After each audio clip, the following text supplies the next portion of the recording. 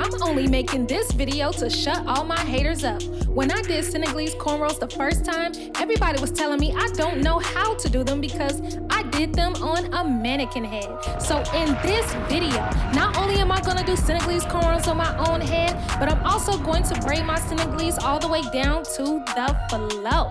So if you wanna see more cool videos like this, be sure to subscribe and follow for more. So we're gonna start off with a hair brush. And I like to use a detangling hairbrush because it makes it very easy for me to comb my hair out before I begin braiding. We're going to be using 6 packages of kanekalon braiding hair in the color number 1. The very first thing you want to do is divide each package of hair into 2. Now this is just the first step because we're going to further divide the hair. But to make things a little bit easier in the beginning, you're going to divide each package of hair into 2 pieces as you see here. The next thing that we're going to do is we're going to go ahead and grab one of the pieces and divide it even further. Now we're going to start off with our brown braiding hair, and this is in a color number 30. I'm only using 1 package because I only want a little bit of this hair to show throughout my braids. Now even though we're using 6 packages of black braiding hair, we're going to be doing 8 Senegalese. So you're going to divide this 1 package of brown hair into 8 equal pieces. Now, even though we have 6 packages of black braiding hair, I'm actually going to be doing 8 Senegalese cornrows, which means I need 8 equal pieces of this hair here since I only have 1 package of it. I don't want much of this color.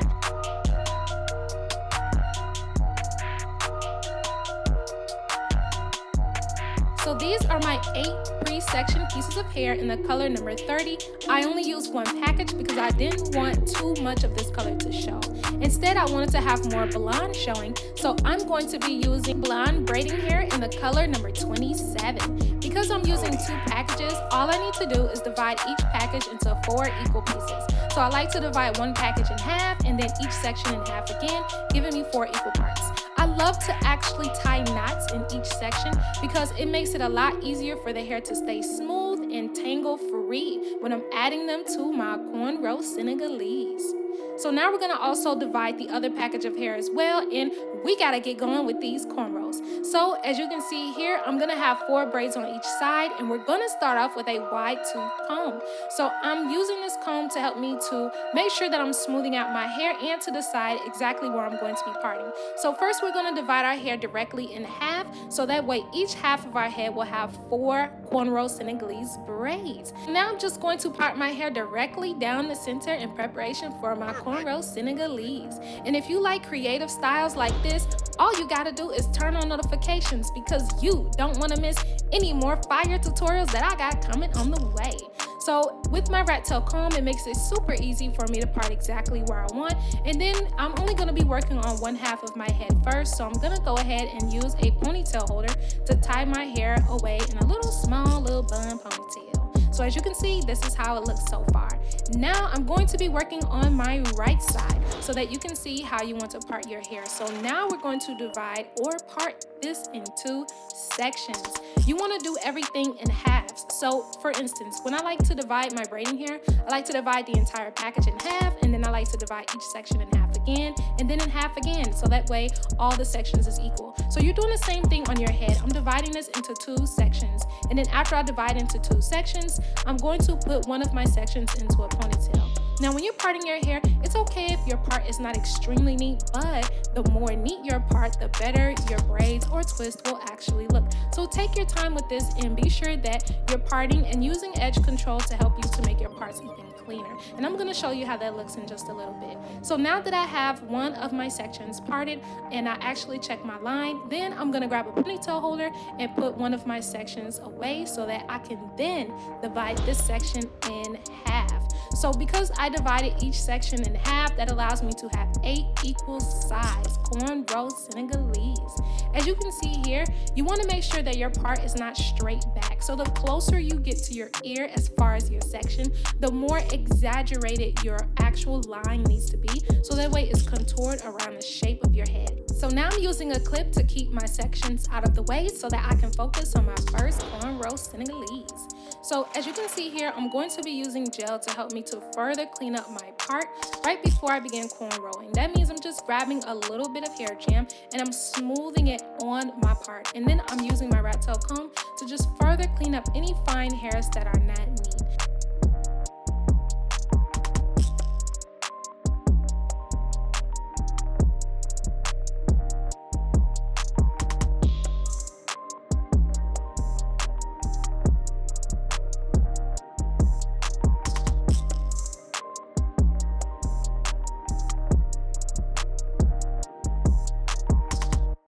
fixing your part, we're gonna go ahead and untie one of our braiding hair sections.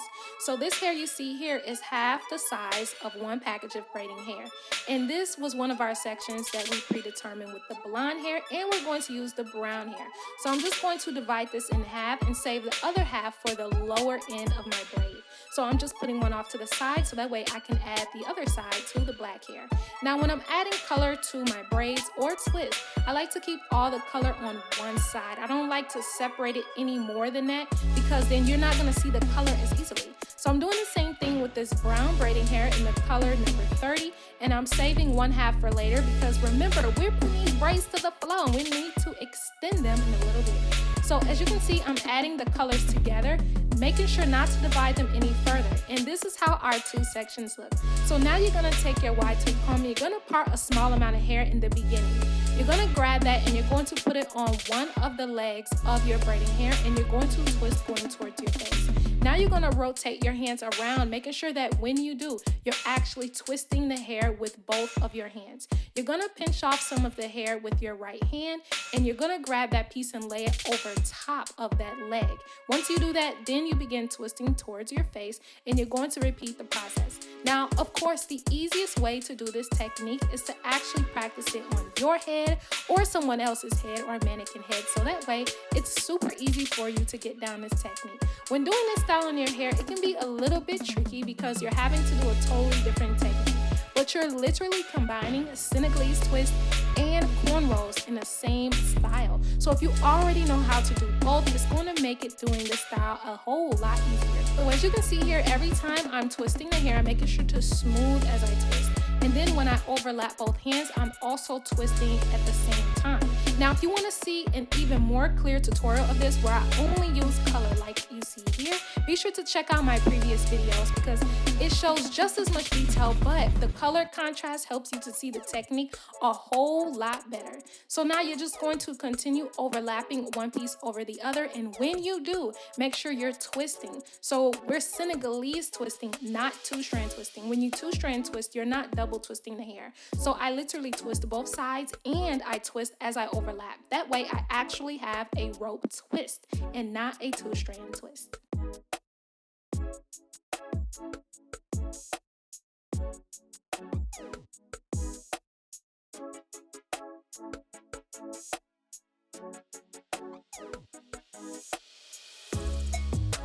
So now we're going to use a clip to clip part of the twist onto itself so that we can continue rope twisting going all the way down to the ends, because these twists are going to go all the way to the floor. So if you use this cool little trick with the hair clip, it helps you to continue twisting your hair. Now we're going to begin doing the second half of our twist, and I'm going to need to add 2 more pieces of hair. So I went ahead and I further divided that hair in half. The reason why is because I wanted the end of the braid to get a little bit thinner as it gets longer so that the braids are not heavy on the scalp. That's why you need to pre-section your hair in smaller and smaller pieces so that you can add them. Now when twisting the actual braiding hair onto your next section, it's extremely easy to do. You're just going to continue to do the same process as if you're not adding hair. So that way it's super simple. And when you're twisting, be sure that you're constantly smoothing both legs so that way you can blend the ends of the previous section into the new section. So as you can see here, it's the same thing. You add it directly in the middle and you're going to twist both sides and then overlap. That way your new section of hair is perfectly blended into your previous section.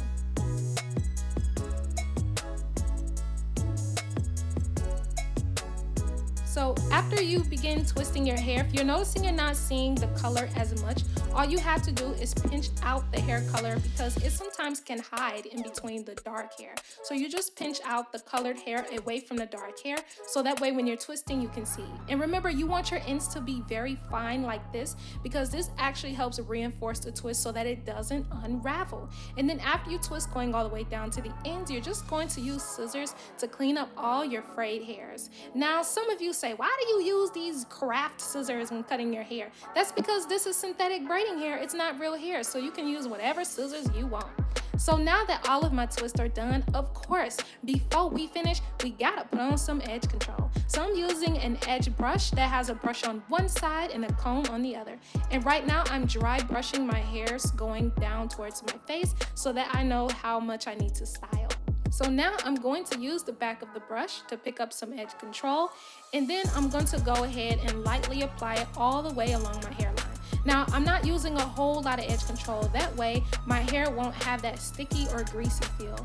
And plus, it helps your edges to last a lot longer when you don't use too much product. So as I actually smooth it with the back of the brush, I then use the front of the brush to brush the edge control and style it in place with the comb as well.